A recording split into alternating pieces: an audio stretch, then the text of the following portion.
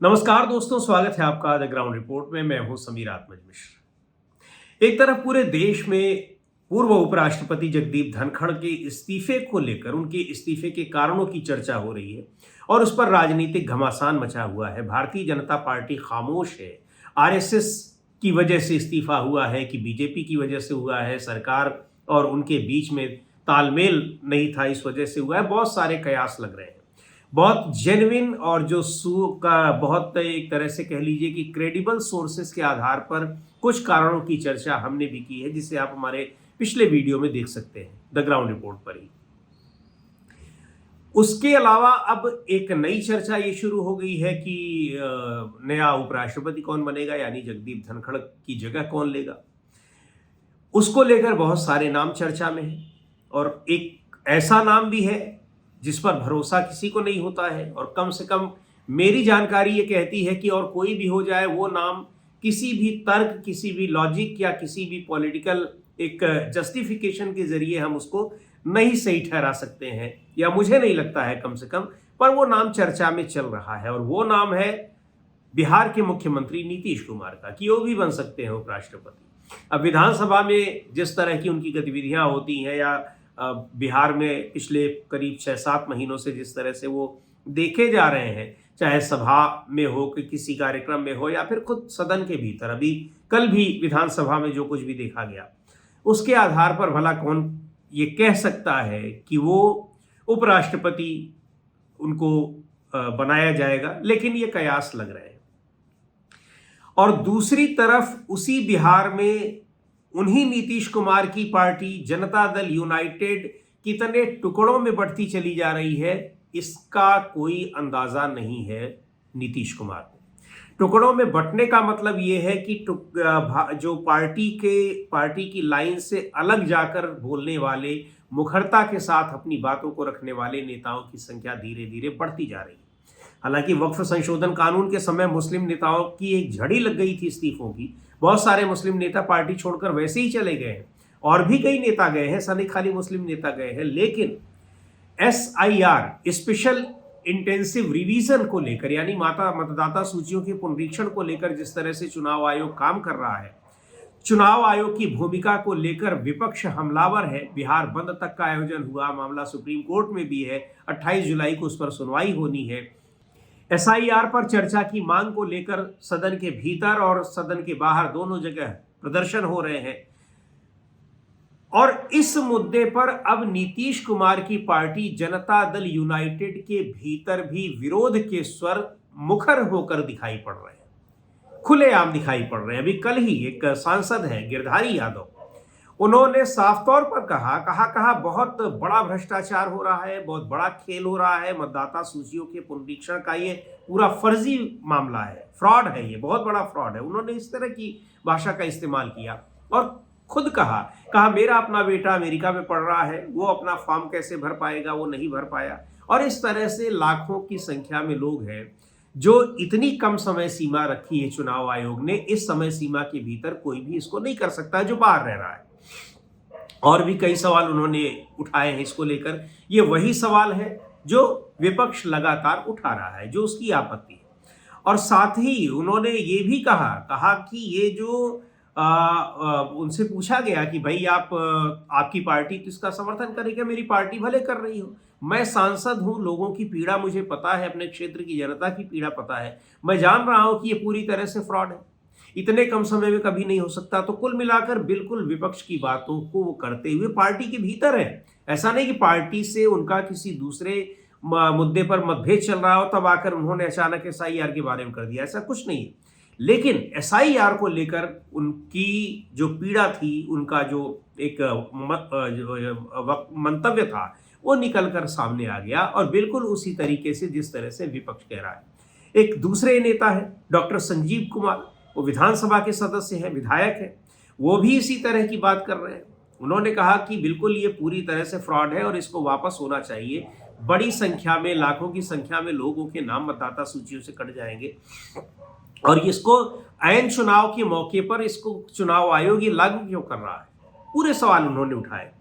यही नहीं, इससे पहले भी जो खुद जनता दल यूनाइटेड के प्रवक्ता है नीरज कुमार, वो भी ये कह चुके हैं। उन्होंने इतनी स्पष्टता के साथ तो नहीं कहा था, लेकिन उन्होंने भी कहा था कि हम लोग इसको देख रहे हैं और बहुत सारी शिकायतें इसको लेकर आ रही हैं, जैसा कुछ भी होगा आगे देखा जाएगा, तय किया जाएगा।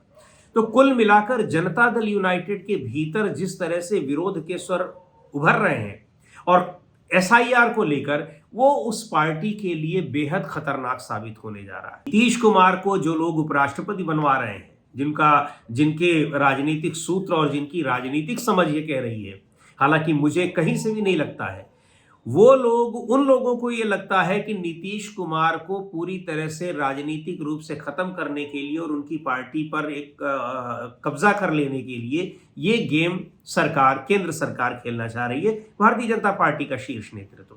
लेकिन पहली बात तो ये है कि नीतीश कुमार ये ऑफर कभी भी स्वीकार ही नहीं करेंगे, और दूसरी बात यह है कि अगर नीतीश कुमार को लाया गया तो भारतीय जनता पार्टी के भीतर भी अब विद्रोह की स्थिति पैदा हो जाएगी। जगदीप धनखड़ का इस्तीफा जिस तरीके से लिया गया या इस्तीफा देने पर उनको मजबूर किया गया, उसके बाद जिस तरह से उनको जलील किया गया, अभी भी किया जा रहा है, बेइज्जत किया जा रहा है। बड़े मीडिया हाउसेज में खबर चलवा दी जा रही है कि उनके मकान को सील कर दिया सरकार ने, और उसके बाद पीआईबी उसको फैक्ट चेक कर रहा है कि ये खबर गलत है। खबर गलत है तो इतने बड़े मीडिया इंस्टीट्यूशन में ये खबर छप कैसे जाती है, ये खबर कैसे ब्रॉडकास्ट हो जाती है? ये वो मीडिया हाउस है जो सरकार का ही मीडिया हाउस एक तरह से समझा जाता है। सरकार का वो स्पोक्स पर्सन होता है, माउथ पीस होता है, वो वही बातें करता है जो सरकार चाहती है और सरकार कहती है। वो चैनल इस तरीके से कैसे खबर चला देगा? तो ये जो सारी चीजें दिखाई पड़ रही हैं, इनसे ये साफ पता चल रहा है कि बिहार की राजनीति में क्या कुछ हो रहा है और केंद्र की राजनीति में क्या कुछ हो रहा है। इस्तीफे अभी और भी कई होने हैं, ये कयास लगातार लग ही रहे हैं।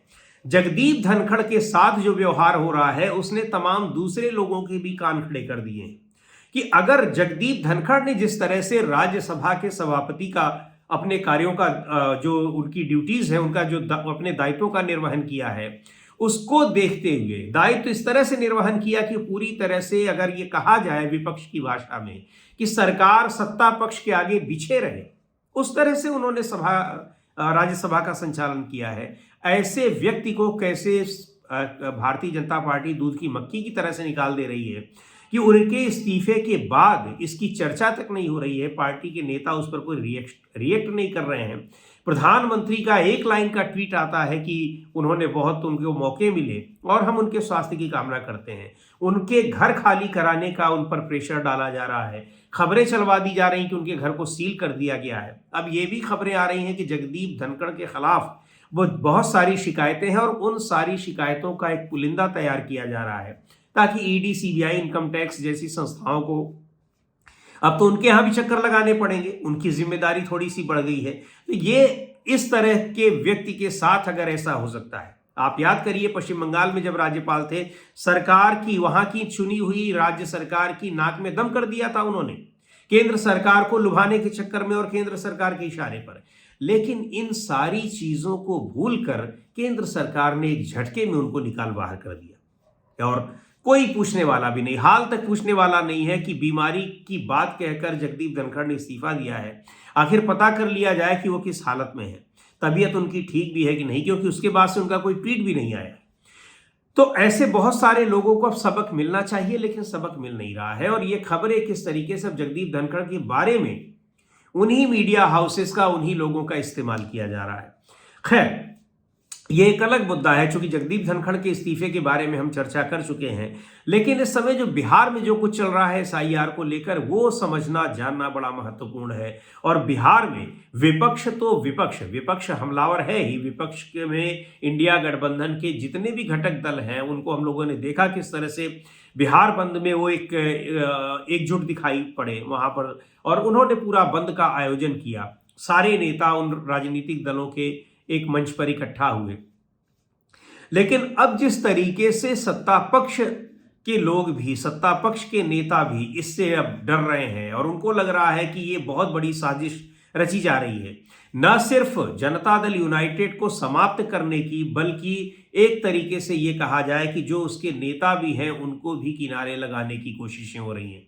अब इन कोशिशों को देखते हुए अब उस पार्टी के भीतर से विरोध के स्वर उठ रहे हैं और उसमें एसआईआर विरोध का जो पॉइंट है, मुद्दा है, उसमें एसआईआर बहुत ही महत्वपूर्ण है, क्योंकि एसआईआर को लेकर राजनीतिक दलों में भारतीय जनता पार्टी के कुछ नेताओं को छोड़कर कोई भी उससे कन्विंस नहीं दिखाई पड़ रहा है।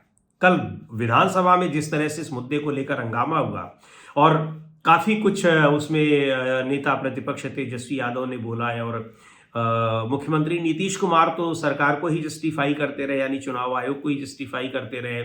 उसके बाद सत्ता पक्ष के जो बीजेपी के 2 डिप्टी चीफ मिनिस्टर्स हैं वो लोग जस्टिफाई करते रहे, लेकिन पूरा का पूरा विपक्ष इस मुद्दे पर एकजुट दिखाई पड़ा, विधानसभा के अंदर भी और बाहर भी वहां प्रदर्शन होता रहा। तो कुल मिलाकर ये जो एसआईआर का मुद्दा है वो भारतीय जनता पार्टी को कितना फायदा पहुंचाएगा नहीं पहुंचाएगा वो तो चुनाव के बाद देखा जाएगा, लेकिन जनता दल यूनाइटेड के भीतर दरार डालने में नहीं बल्कि उसको कई टुकड़ों में बांटने की एक पूरी व्यवस्था तैयार कर ली गई है। व्यवस्था कहां से तैयार हुई है? चुनाव आयोग से। और चुनाव आयोग क्या कर रहा है, किसके इशारे पर काम कर रहा है, किसके लिए काम कर रहा है? विपक्ष की माने तो भारतीय जनता पार्टी के लिए और केंद्र सरकार के लिए। आज के वीडियो में इतना ही। अगले वीडियो में फिर मिलेंगे एक नए विषय के साथ, एक नए मुद्दे के साथ। द ग्राउंड रिपोर्ट के यूट्यूब चैनल को आपने अब तक सब्सक्राइब न किया हो तो जरूर कर लें। हमारे वीडियोस को लाइक करें, शेयर करें और अपने सुझाव भी हमें जरूर भेजें।